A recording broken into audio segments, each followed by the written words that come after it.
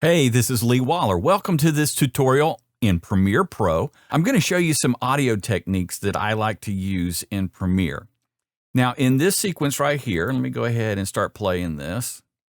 I have on this first track right here a music bed, and then on the second track here I have a voiceover that I've recorded.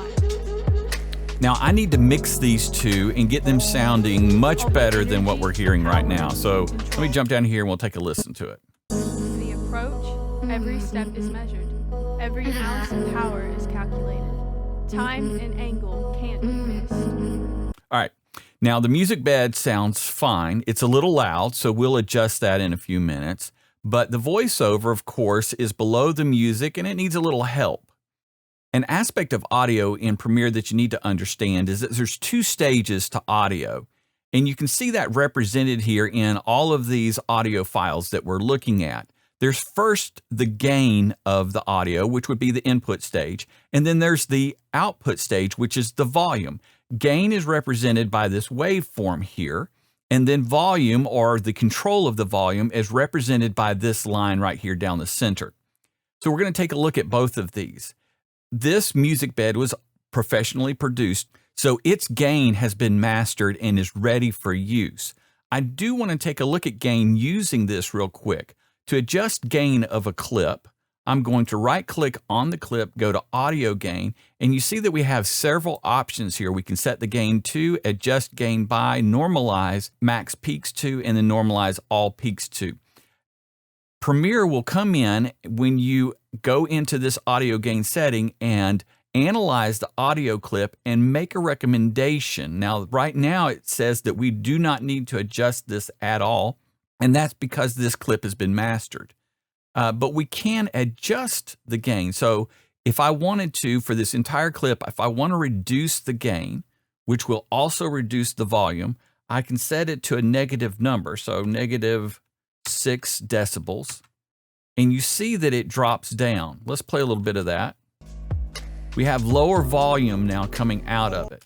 So gain is always going to affect volume. I'm going to leave that right there for now, and let's take a look now at our voiceover. I'm going to mute the music bed, and let's take a listen. The approach, every step is measured. Every ounce of power is calculated.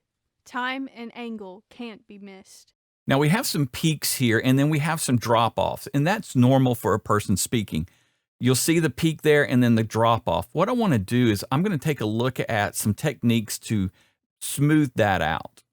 First, I do want to take a look at the gain of these clips, and let's right-click on that, go to Audio Gain, and you'll see that Premiere has analyzed it and is making a recommendation that this be, I know it's a negative number, but the way audio works, that is a negative 3.8. If I commit to that by clicking normalize all peaks to, you'll notice then that it is going to increase the gain of this clip. So now the gain overall has been increased. Measured. Every ounce We're of getting power more is volume calculated. out of it. Time and angle. And we can hear it better. Now, I'm going to go through all of these clips real quick. I'm just going to select them all and right-click and Audio Gain. And again, it's recommending negative 3.8 on that, so we'll hit OK. All of them have been raised now by almost 4 decibels. And we should be able to hear this a bit better. So let's take a listen. The approach, every step is measured. Every ounce of power is calculated. Time and angle can't be missed. All right, so at this point, I've decreased the gain of the music bed by 6 decibels, and I've increased the voiceover by almost 4 decibels. There's a couple of more tricks that I like to use, especially on a voiceover. We don't need to do this with the music bed, but with this voiceover, there's a couple of more tricks. Let's take a look at that. I'm going to come up here, and if you do not have this tab available to you, it's the Audio Track Mixer. So go to Window, go to Audio Track Mixer, and select that sequence.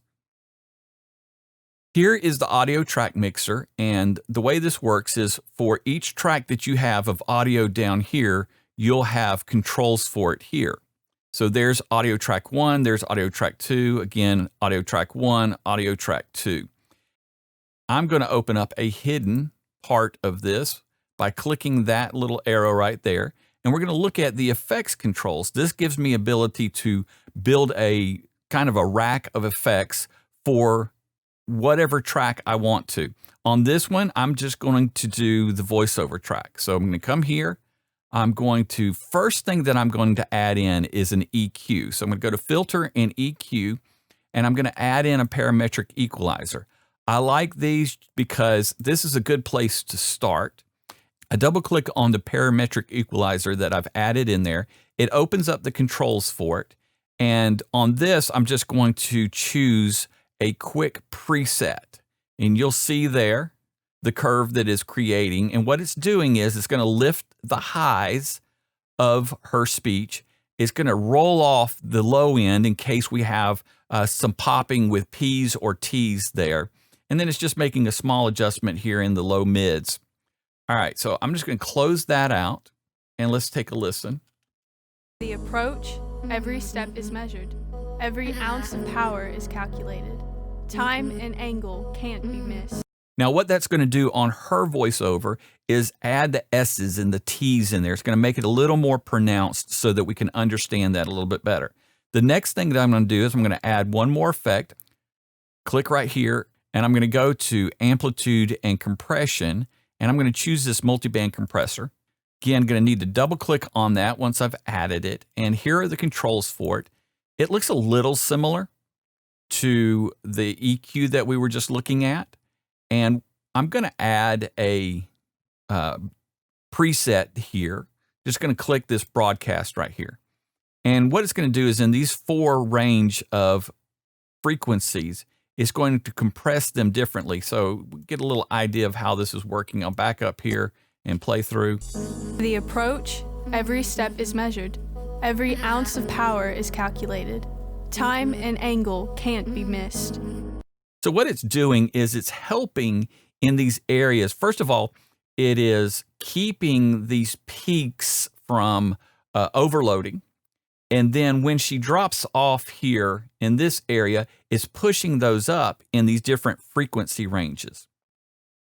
So we're getting much more volume out of her voiceover overall so that it's not dying out, it's not dipping out, and we can hear her more clearly with that EQ. So let's take a listen now. The approach, every step is measured. Every ounce of power is calculated. Time and angle can't be missed. Takeoff is the explosion of power. All momentum and timing have come together at that point to create flight. Then, in flight, it all comes together. All right. So those are a couple of techniques that I use, especially on voiceovers. You can use these techniques also on sound effects. And of course, if you've recorded someone that is on camera, I hope this has been helpful. For more on Premiere Pro, After Effects, check out my other tutorials.